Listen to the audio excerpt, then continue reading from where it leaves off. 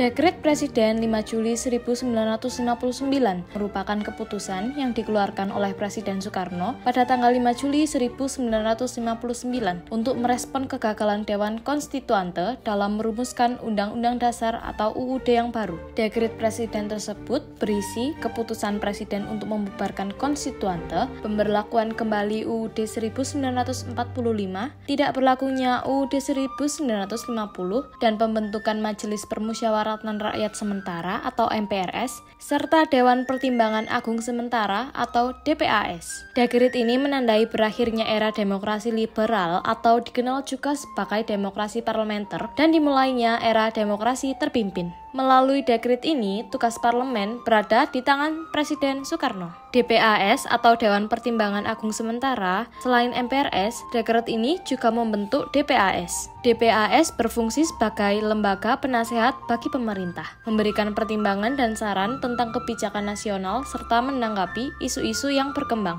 Tugas DPAS adalah memberi jawaban atas pertanyaan Presiden dan mengajukan usul kepada pemerintah. Dewan Pertimbangan Agung Sementara atau DPAS dibentuk berdasarkan penetapan Presiden nomor 3 tahun 1959.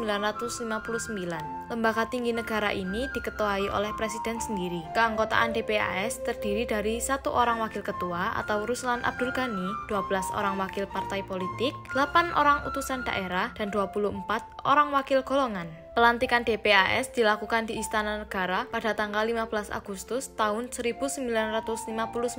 Alih-alih memberikan kritik yang konstruktif, DPAS lebih sering menyetujui kebijakan Soekarno tanpa perdebatan. Salah satu contohnya adalah dukungan penuh terhadap konsep Manipol Usdek yang menjadi dasar pemerintahan otoriter. DPAS diisi oleh berbagai elemen, termasuk wakil partai politik, angkatan bersenjata, dan tokoh masyarakat. Namun, pengaruh Partai Komunis Indonesia atau PKI dalam DPAS semakin kuat, sejalan dengan kedekatan Soekarno dengan PKI. Seharusnya DPAS mengawasi kebijakan ekonomi dan sosial, tapi faktanya mereka gagal mengontrol kebijakan ekonomi yang menyebabkan inflasi tinggi dan krisis pangan.